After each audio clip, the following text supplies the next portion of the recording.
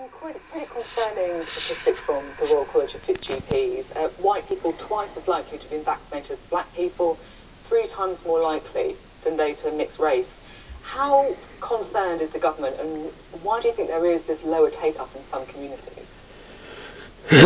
So if you look at the ONS data, vaccine acceptance in the UK is incredibly high, which is very positive. 85% of adult population say they will very likely take the vaccine, but the 15% that are vaccine that's a sorry shame. skew heavily towards BAME communities, and especially Afro-Caribbean and black communities, and of course other Asian BAME communities. So the NHS, throughout the whole deployment program, we have a standing daily equality section that we go through and make sure we're targeting both with the national message, the regional message, and then the local message, the hyper-local message, and engaging with those faith leaders, community leaders.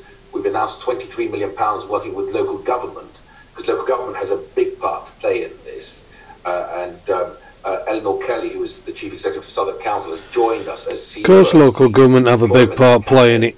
And we'll be saying more on this, on how we continue. The following orders, so he's right in that. The messages in the languages that people feel comfortable with as well. We're translating all the messages into 13 languages, from Arabic to Farsi to Urdu to Polish, across the board, so that we reach those hard-to-reach communities. Because as long as we make sure we reach them, those top 4 cohorts represent 88% of mortality.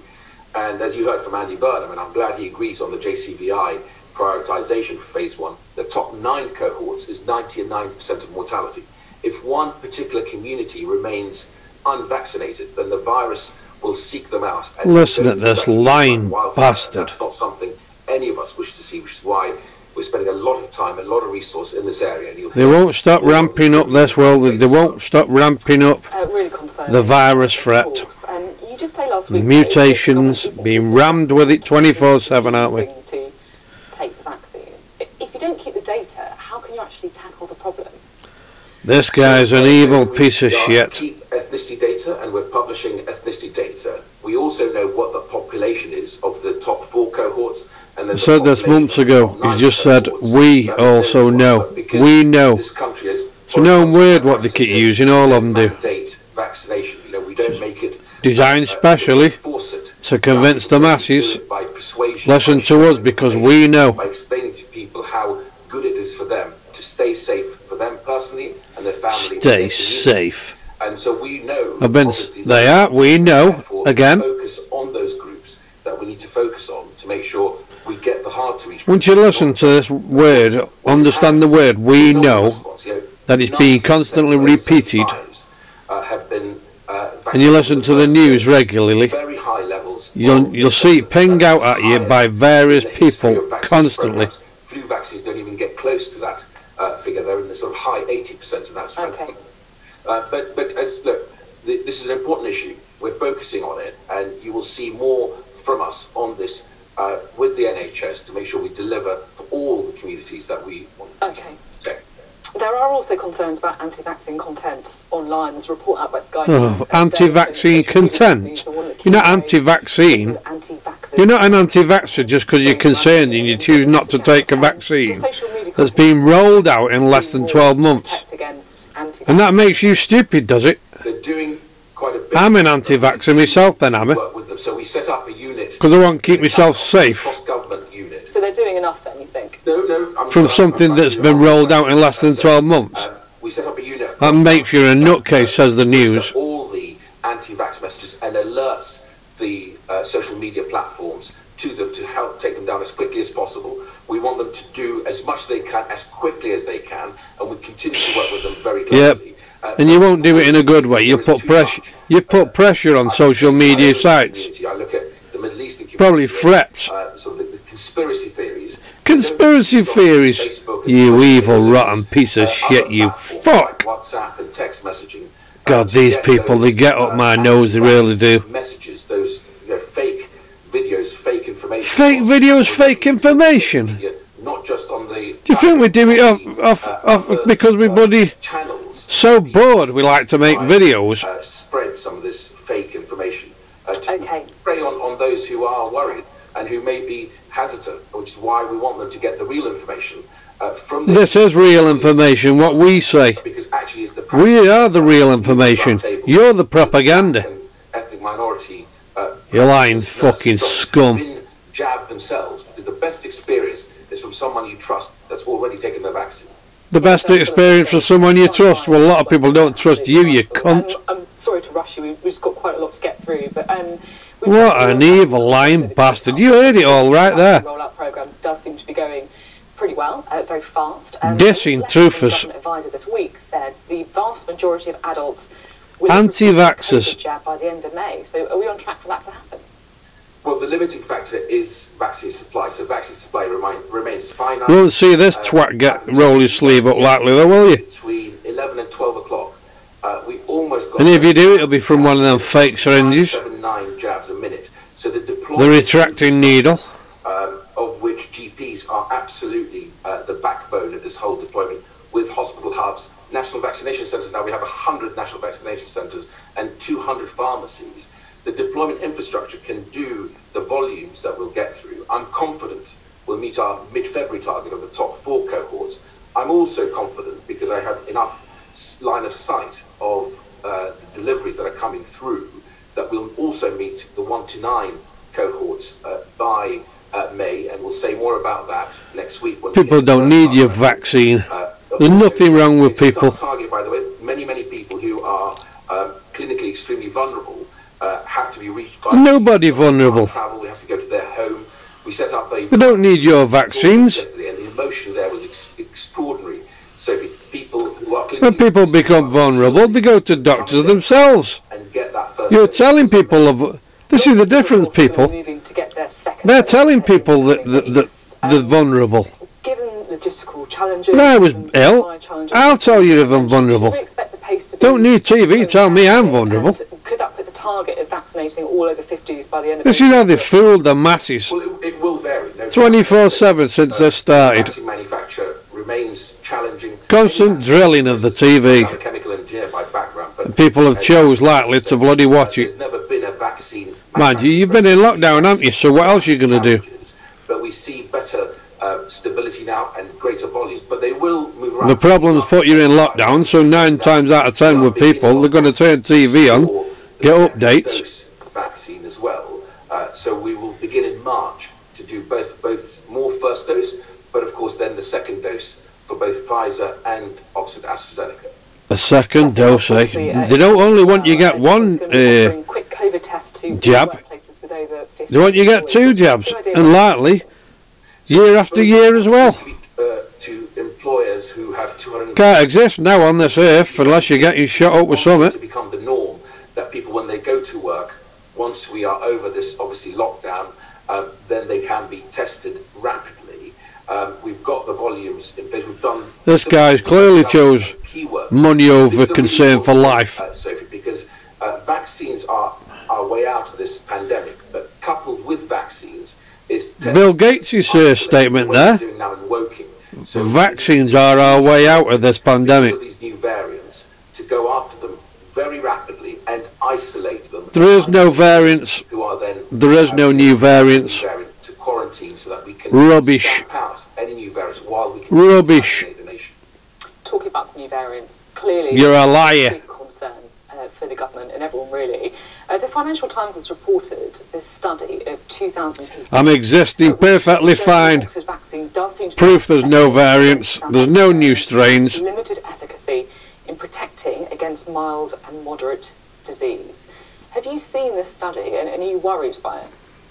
I spoke to Jonathan Van Tam this morning. Of course, the good news about the Oxford AstraZeneca vaccine, which is sort of the flip side of that headline you've just quoted, is that it does protect against severe disease. Well, hang on a minute. Sorry, I understand that AstraZeneca believes that they're confident that it does, but that actually, because the median age of participants in this trial was 31, the fact that no one died or became seriously ill, they just don't know yet if it does. Well, as I said, through their own trials, AstraZeneca is confident that through their own trials, effectively deal with serious and they're still rushing disease and hospitalisation. Very good point, and this is a really important point.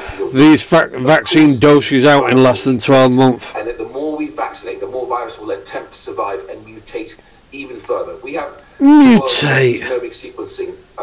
In my lifetime, I'm pretty sure viruses mutate constantly, every single day of every year. Rapidly, and then talk to the Your body's designed to combat these mutations. It's called an immune system, you prick.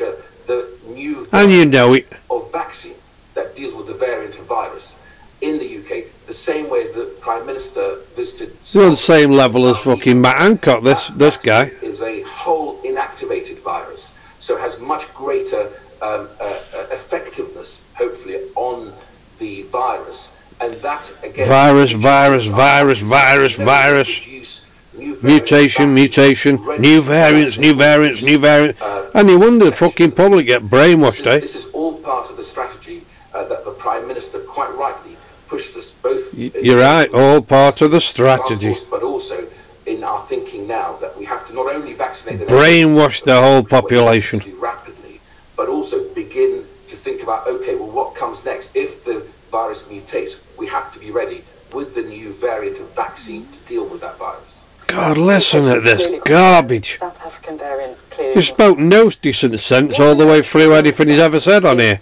I mean, the government's so worried about the South African variant that you've told people in certain postcodes that it's imperative that they stay at home. So that means that people who live in Ealing or... You know for a fact this guy's a globalist dictator, don't you? Leave their houses, they should get a test as quickly as possible. You know this guy's on the dark side, 100%. As long as they don't get a direct flight, and they don't even necessarily have to quarantine in a hotel. How does that work? Well, I'll tell you exactly. So hotel quarantine is part of the overall control of our borders. It is one part, an important part, and that's coming on the 15th of February. But actually, the really important part is the passenger locator form, which allows us to know exactly where you're staying, and of course, the pre-departure testing that we've introduced. And of course, we've banned travel from 33 countries where we are worried about the mutations of the virus. The thing you're worried about, mate, so it is there's people who wake other people up, if you come from like you just said. That's what you're worried about. Quarantine for 10 days, and of course, we will make sure that that is policed well, and it already is being policed. This is the problem, the police. They're not standing on the people's side. If the police stand down, we have a greater choice in defeating cunts like this man. And you're coming back from those countries of concern, the 33 countries, then we will put you in a quarantine hotel. But if you're coming to the United Kingdom for any other reason, you still have to quarantine. And the passenger locator form means the airline will not let you on if you don't have that filled in, and actually it's an offence not to have it filled in and carries a fine with it. As well as, of course, the pre-departure test. Introduced it as a law, it's an offence, carries a fine. Get everyone by the balls to comply with fines. In January, all countries are looking at how to protect. You're talking about the red list. Fines. The variant's been found in 41 countries. 29 of them on the ban list, on the red list, if you like, travelling to the UK. The Brazilian variant, another variant of concern, found in 10 countries. 6 haven't been added. Can't keep up with these variants. Can anyone else? On the 21st of January. There's that many variants and new strains. Can't keep up with them. Cannot be relied upon to stop the all of a sudden, come out of thin air. Imposing hotel quarantines for all. Bang on cue with lockdowns. That's strange, isn't it? One, you already have to quarantine.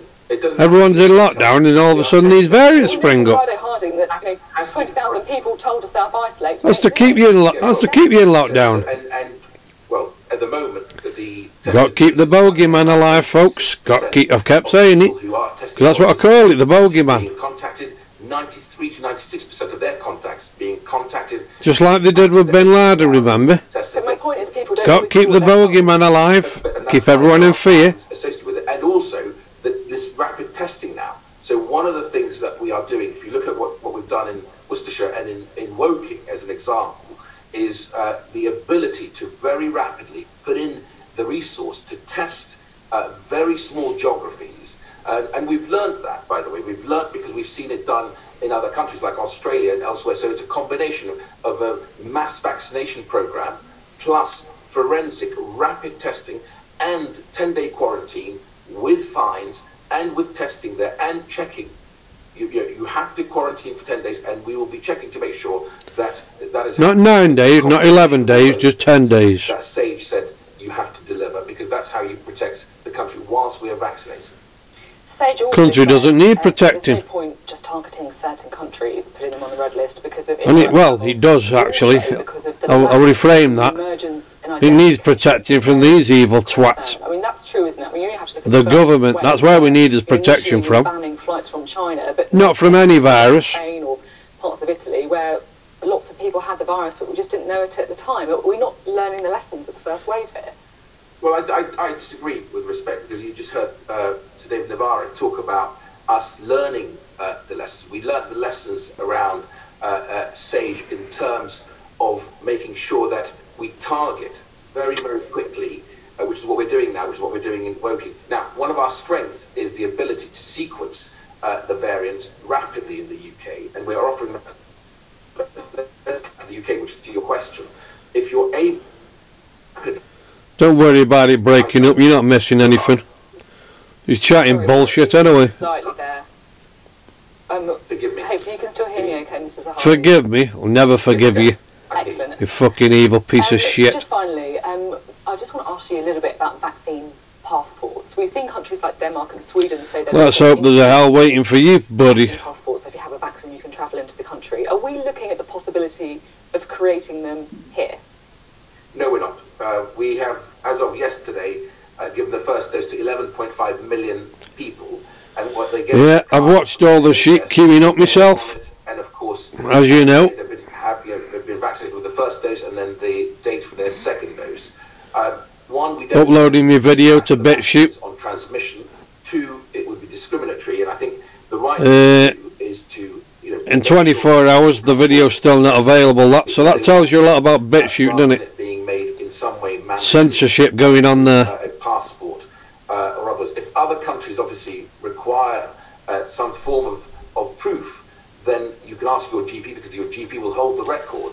And of course, I've been struggling to access 153 News for a day. Don't know what's going on there.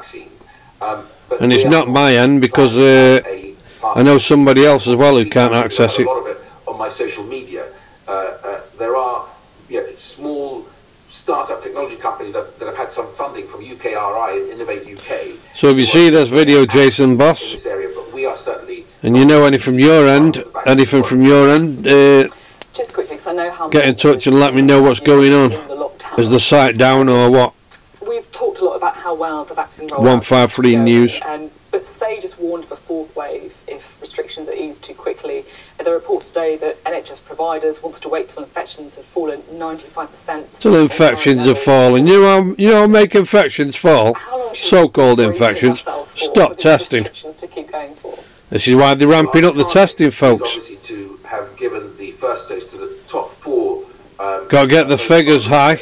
By mid-February. So convince everyone when we will look you're living in a pandemic. All the data. We've got a couple of big pieces of research. One in care homes, testing every day. One with frontline health. Care homes, yeah. They love care homes, don't they? There's much better data in terms of the impact of the vaccine. Attack the elderly first. And transmission. The Prime Minister will then come to in the event of a real pandemic, you look after the young first, won't you? Agreed and has targeted. And then somebody who's 100-year-old and 95, first of all, he ain't going to do much in his future life, remarry and open up a business and have 5 kids, does he? Why would you want to protect someone at 95 and 100-year-old? So desperate to save their lives first.